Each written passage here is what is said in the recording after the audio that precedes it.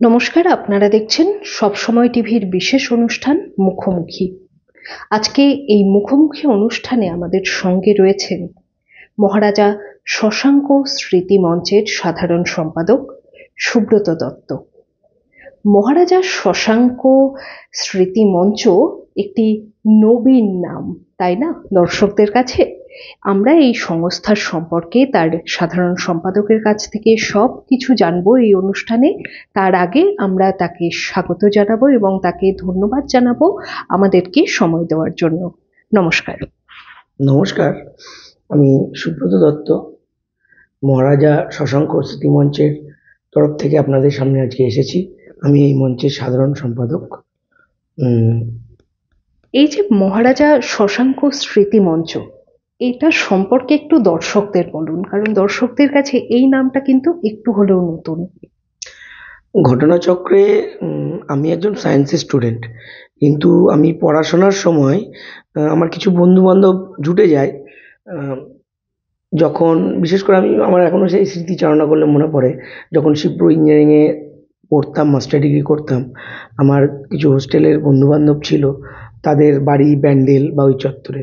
তাদের কাছে শুনতাম ব্যান্ডেল চার্চের গল্প, তাদের কাছে শুনতাম হংসেশ্বরী মন্দিরের গল্প, বা যারা বৈদ্যবাটিতে ছিল রামকৃষ্ণ পরমহংসদেবের বিভিন্ন স্মৃতি বিজড়িত জায়গার গল্প বলতো।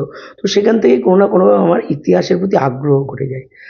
বাস্তবে কিন্তু আমি ইতিহাসে খুব ভালো নম্বর পাওয়ার মতো স্টুডেন্ট ছিলাম না।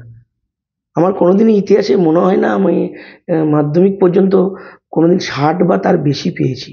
কিন্তু আগ্রহটা তৈরি হয়ে যায় কোনো না কোনোভাবে ওই মাস্টার ডিগ্রি করার সময়।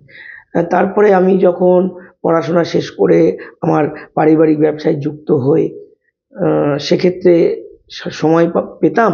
সেই সময়ের সাথে সাথে ইতিহাস চর্চার দিকে একটা অনুভূতি জাগে, এবং কেন জানি না আমার প্রথম থেকেই বাংলা, বাঙালি, বাঙালির ইতিহাস, কৃষ্টি, তার শিকড়, এই নিয়ে একটা আকর্ষণ তৈরি হয়।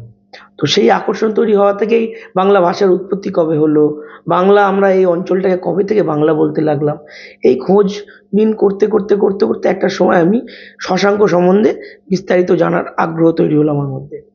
সেইখান থেকেই আমার পথ চলা শুরু।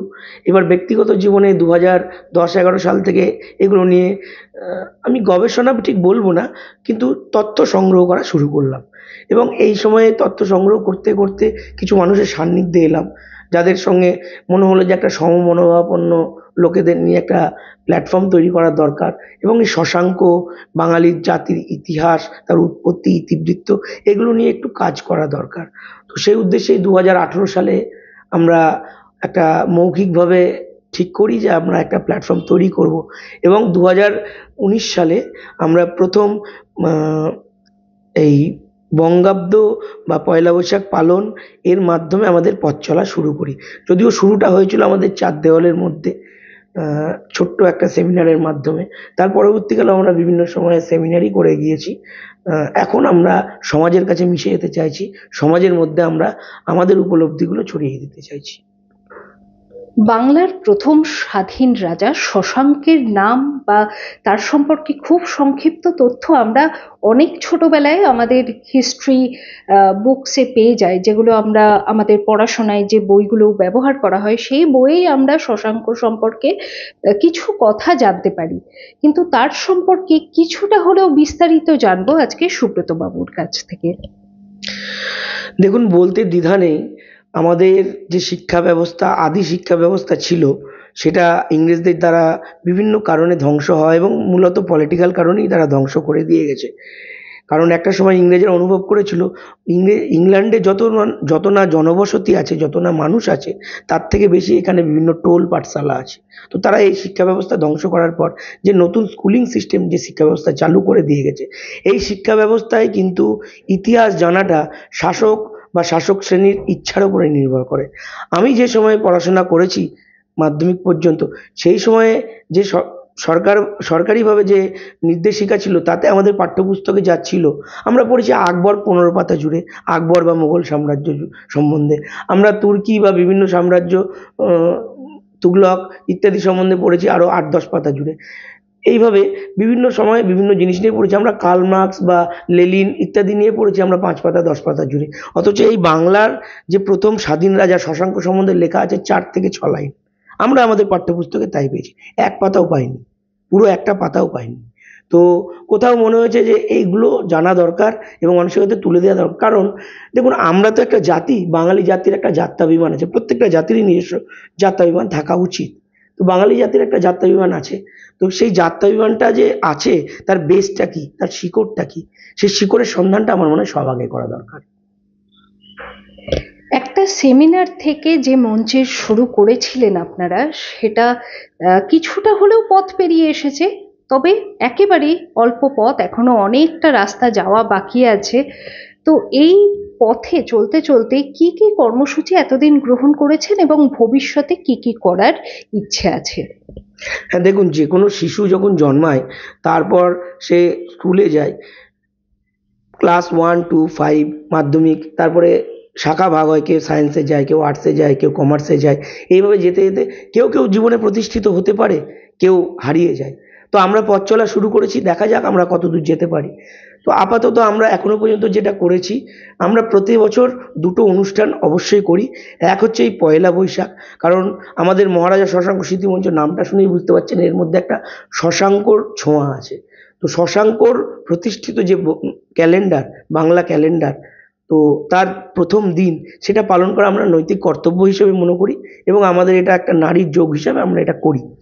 এছাড়া আমরা করি যেটা 20শে জুন পশ্চিমবঙ্গ দিবস, সেটিও একটি আমাদের পক্ষে একটা আন্তরিকতা এবং মানে মনের ব্যথার জায়গা, যে বঙ্গ কেন ভাগ হয়ে গেছিল পূর্ববঙ্গ পশ্চিমবঙ্গ করে, সেটাকে আমরা যেহেতু পশ্চিমবঙ্গে আছি, বাঙালি হিন্দুর হোমল্যান্ডের দাবিতে যেটা ভাগ হয়েছিল, সেই পশ্চিমবঙ্গ আমাদের যে রাজ্য, সেই রাজ্যর যে জন্মের ইতিবৃত্ত, সেই হিসেবে আমরা 20শে জুনটাকেও পালন করি।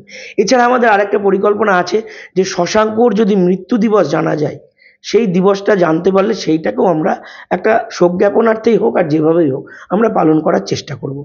আর এছাড়া আমাদের কিছু প্ল্যান প্রোগ্রাম আছে। আমরা আগামী দিনে আমাদের যে প্রসিডিওরে আছি, আমরা আমরা এখনো রেজিস্টার্ড সংস্থা নই, আমরা রেজিস্ট্রেশনের পথে আছি।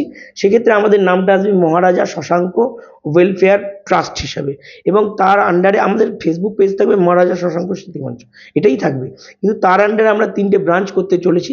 একটাই হবে রিসার্চমূলক কাজ, একটা হবে গৌড় সেনা নাম দিয়ে, যেখানে শিক্ষিত বেকার যুবক যুবতীদের বিভিন্ন স্কিল দিয়ে, হাতের কাজ বা বিভিন্ন ব্যবসায়িক ছোটোখাটো ট্রেনিং দিয়ে তাদেরকে জীবনে প্রতিষ্ঠিত হতে সাহায্য করা। আর তৃতীয়টা হবে সম্পূর্ণরূপে সমাজসেবামূলক, যেমন ধরুন ব্লাড ডোনেশন বা কুষ্ঠরোগ নিয়ে ক্যাম্প, বা মহিলাদের পড়াশোনা বা লেপ্রাসি নিয়ে অ্যাওয়ারনেস, এই ধরনের। এটা আমাদের চিন্তাভাবনা আছে, কিন্তু এখন শিশু তো খুব ছোট, সবে পথ চলতে চলেছে, শুরু করেছে।